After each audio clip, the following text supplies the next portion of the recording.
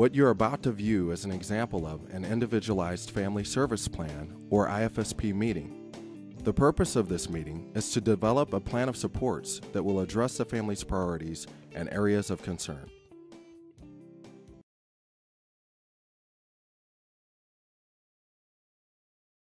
Okay. So do we want to write an outcome about Bree's social relationships?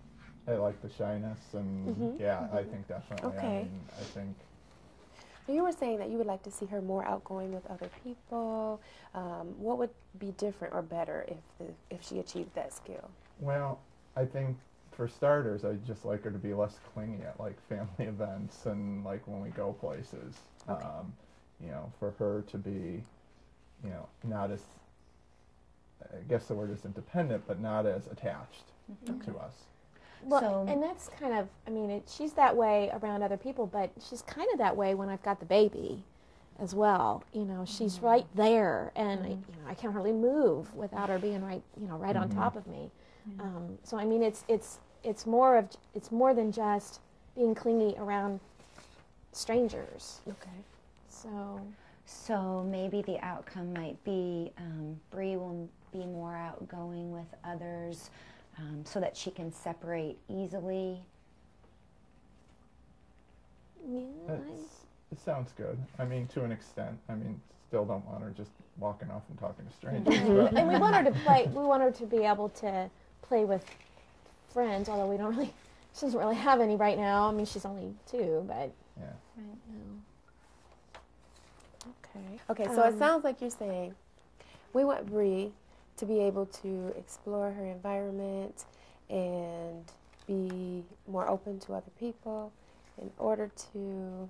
I like the more open to other people. Okay. We want Bree to, we want her to be more open to other people so that... Other people can care for her. Okay. Oh, yeah. Yeah, that's, down the road, that's definitely something, we need to look at as we're having other people care for her, that it's not, a constant battle of trying to get out of the house, or that's a tough one right now, and we're hoping that at some point that becomes better. Well, and I also heard you say, Maria, so that you can meet the baby's needs. Yeah, that's true. And we want, hopefully my mom and Ted's parents will be able to help with that too. Yeah. Right. So you can have some time for you.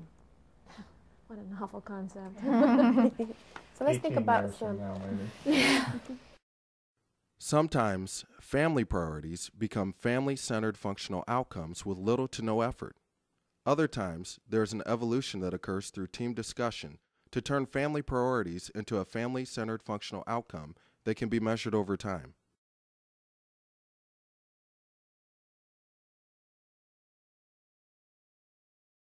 So let's think about some strategies and how we can help to achieve these skills. Does anybody have? One of the things that I would really suggest is starting off with some parent education and some support, and maybe really looking into some community activities. I know you talked about going to the park, and as Jennifer said, that there are some opportunities, kinder music.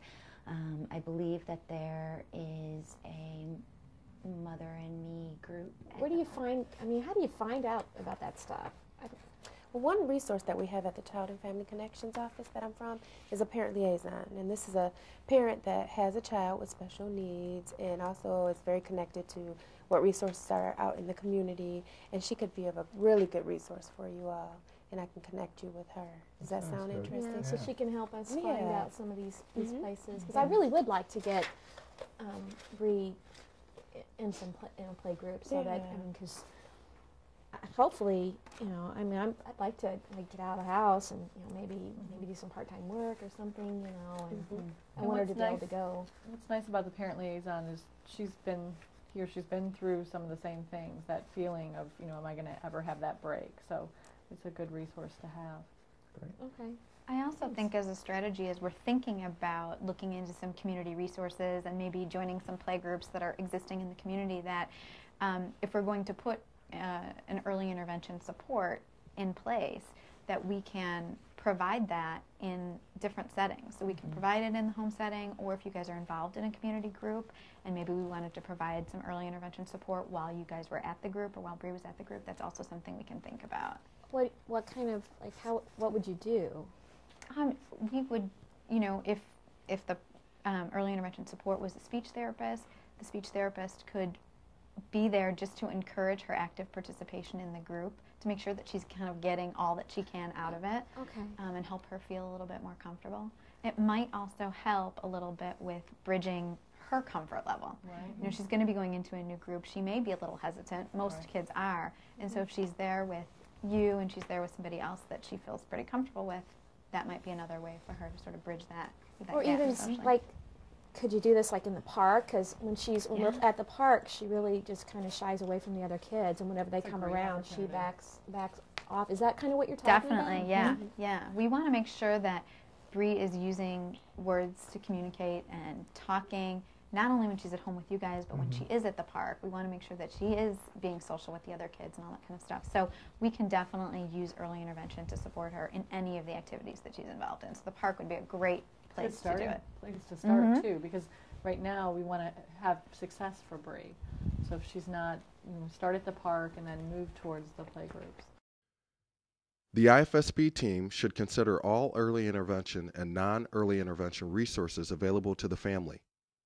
Strategies often include the exploration of community activities that are not offered through the early intervention program.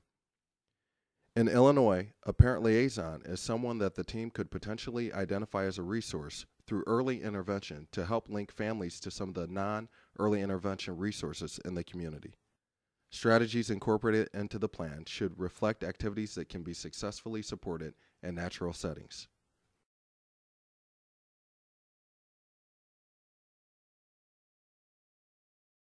Some examples of natural settings may include the home, the park, a community playgroup, or a child care setting.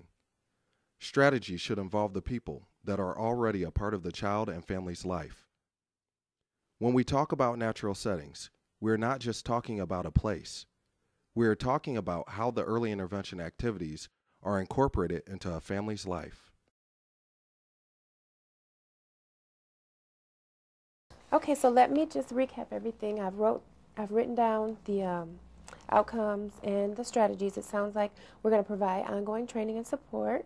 We're going to explore community and park district resources and activities. We're going to connect with the CFC parent liaison so that she can help you to get connected with some of those resources. And then we're going to explore the natural environment or the natural settings where we can provide the therapy. Great. Okay, does that Sounds sound good. good? Okay. All right, is there anything else anyone has to add about resources or anything? I think that covers it. Okay.